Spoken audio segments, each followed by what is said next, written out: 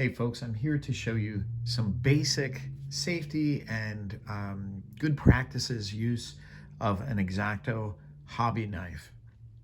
Now, X-Acto is a brand name, and sometimes you'll see these knives generically as just a hobby knife, but if it looks like this, it's a pen-sized cutting tool with a removable, replaceable blade. Just one of the most useful things an artist or any other hobbyist or craftsperson can have. It's an essential studio tool. And so what I want to talk about today first are a couple of quick safety things. Always when you're picking this up, pick it up by the handle. The knife blade is down here.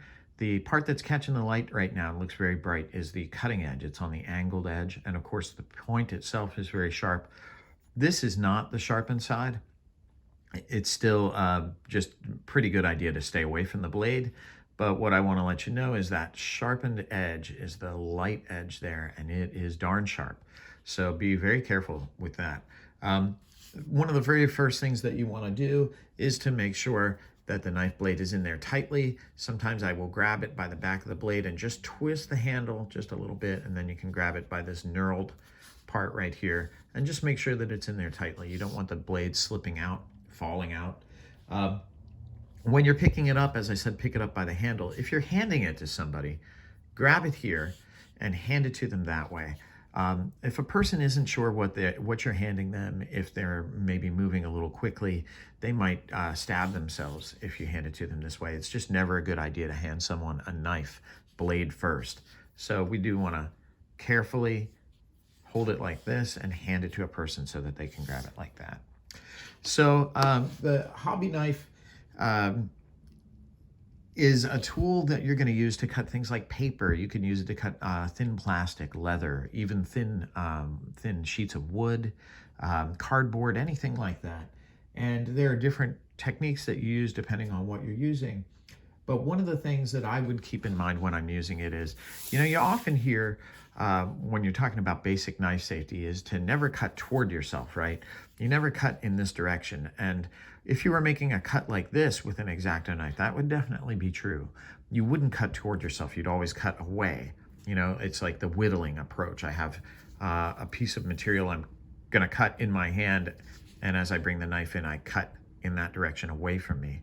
But a lot of times when we're using X-Acto knives, we're cutting things like this sheet of paper or a sheet of cardboard. And so I want to show you my rule, because obviously if I'm using this like a pencil, it's much easier to cut toward myself than to cut away from myself. So yeah, you are going to cut toward yourself in this way, but I use this straight line rule. So I always imagine that there is a straight line in the direction that I'm cutting. And if my hands are in that straight line, even if they're way down here, if they're in that straight line, they're in the wrong place, because I could easily, especially if I'm pulling really hard, pop this thing free and cut right across my hands, just rake it across the back of my hand. So I always get my hand out of the way. So if I'm cutting in this direction and my energy is going this way, there's no way that I can jump over here, okay? So if I get my hands out of the way, or even sometimes behind the cut, because I know you want to hold your material down, but you don't want your hand in that line. So always follow that straight line rule. Always, of course, protect your table. This is a self-healing cutting mat, and if I cut into this, it's not going to go through to the table unless I'm really leaning on it, and of course I'm not going to be doing that. When you are cutting a straight line and you need a metal ruler, I should say, and you need a ruler for a straight edge, you want to use a metal tool, okay? You want to use something like this rather than something like this, because the knife will dig into the wood or plastic. So we want to use metal. This is a steel ruler. And the next thing we want to do is we want to cut easily. So I'm going to cut through this line a few times. I'm not pressing hard at all, as you can see. When I cut, I'm not going anywhere. So I'm cutting very gently. And when I do, you can see, look, I get a nice clean cut. And that follows through even with something like this line, right? So what I can do is I just trace the line just like it's a pencil. Notice where my hand is, very carefully. And I just draw that line. I'm going to turn the material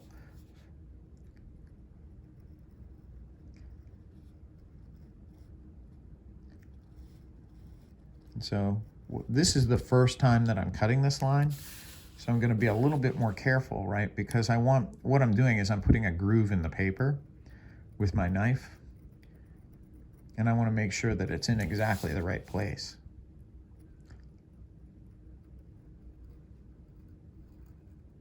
Okay, so once I've done that one time, it gets easier to do it the next time. I don't have to be quite so careful because there's a groove there to guide my knife as I go. Now, you can't do it without paying attention, so don't get, don't let me head fake you into thinking that you don't have to pay attention, because you do. But the knife is guided by that earlier groove. And as I go, I'm not pushing hard at all. And I'm actually going to do this. I'll check it now because this isn't thick material, but if it were thicker material, I'd keep going. Yeah, I'm not quite all the way through.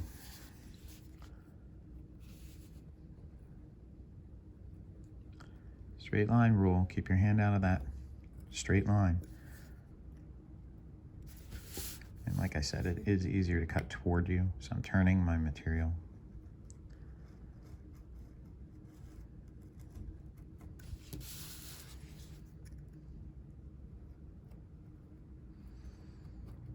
And this is my third pass in that same line.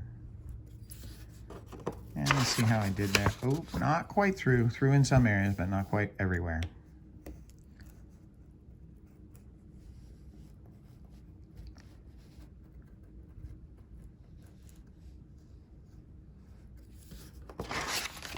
And there we go. So you can see that's a very clean cut. There's a little bit of an edge on that one piece, but it's a very clean cut. And that's because I took my time and I did it multiple times. And if you look on the other side where there's no marking, you can see it's pretty clean. There's a little rough spot right there, but mostly pretty clean. And what about a shape like this? What if I wanted to cut a triangular hole in this piece of material? I'm going to go ahead and use a ruler. But one of the things I'm going to show you is I'm going to overcut slightly, which means I'm going to cut, you see how I've done that right there? I'm going to cut a little past my corner in both directions. And the reason that I'm going to do that is because that'll allow my corner, if I overcut a little bit, that area there will just drop away cleanly. And you're thinking, well, that overcut, won't you see that? Yeah, generally for the most part you won't. Now you don't want to make it a big brutal overcut, but just a little bit. So I'm overcutting past that by about 1/8 of an inch. Some people might find that to be excessive. Maybe you don't need to do quite 1/8 of an inch, but I find it doesn't bother me too much. Straight line rule, even with a ruler, make sure you don't have your fingers hanging over the edge. And let's do that last cut.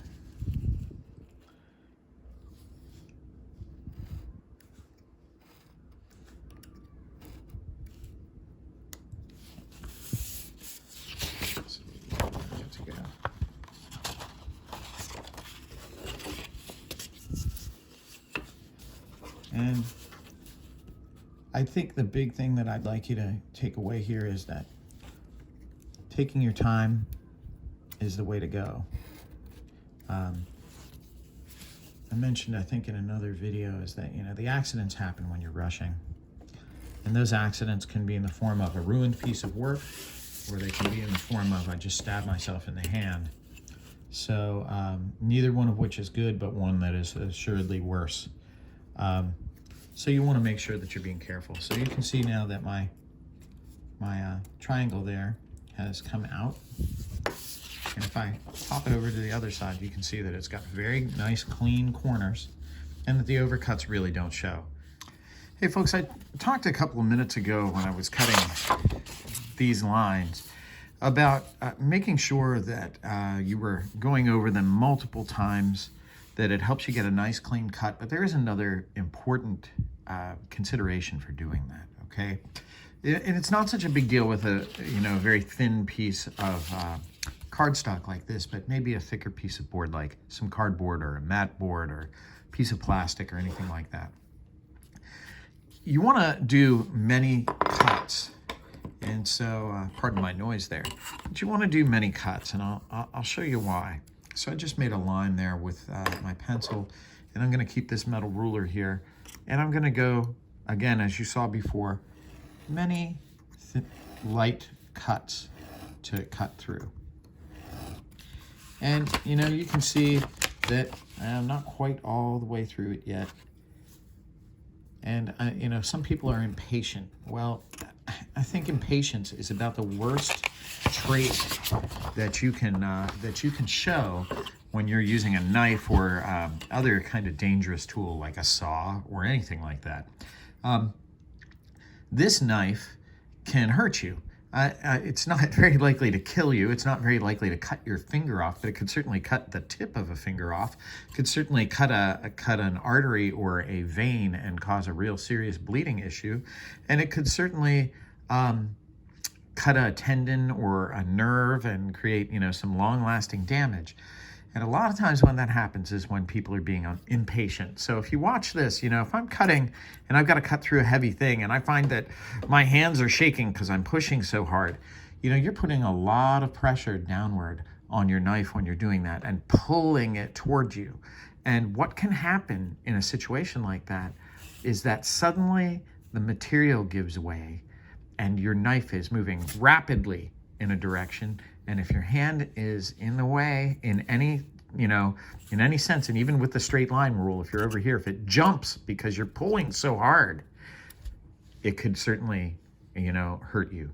So, so it's very important to do this multiple cuts, and not press really hard and not find yourself pushing so hard that you're trembling, because when you're doing that, there is a lot of force down there on the point of that knife.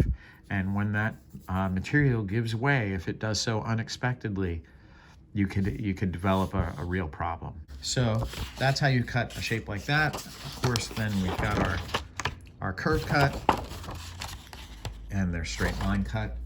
Remembering that we protect our table, remembering that we use a steel or aluminum straight edge rather than wood or plastic.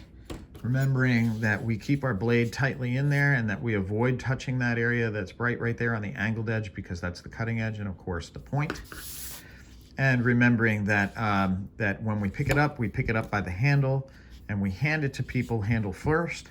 And then of course I want to talk about how to stow one of these knives. You know, a lot of times they'll come to you with a cap on them, which is great, but I find that the caps get lost a lot in the art room. So if you don't have a cap, you may see it like this in a drawer. Make sure you grab it handle first. You may also see it may come to you like this. This is kind of common practice for keeping the knife a little bit safer. And so the way that you do that is you grab the knife blade itself, you twist the handle counterclockwise, pull the loosened knife blade out, put it back in like that. Hold the knife blade, twist the handle until it's tight, okay? This knurled area really isn't for that. It's more for, it's so that you have a place to grip while you're using it, okay? So don't think, you can tighten it a little bit like that, but if the blade's very loose, you're gonna have to hold the blade and turn the handle, okay? And so that's one way that it can be stowed safely, and that's how to put it back together. To stow it safely, again, grab the knife blade, turn it counterclockwise, pull the blade out, turn the blade around.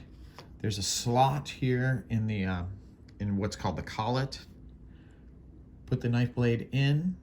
Don't jam it in there because you'll make the blade dull. And then twist the handle until it grabs the blade.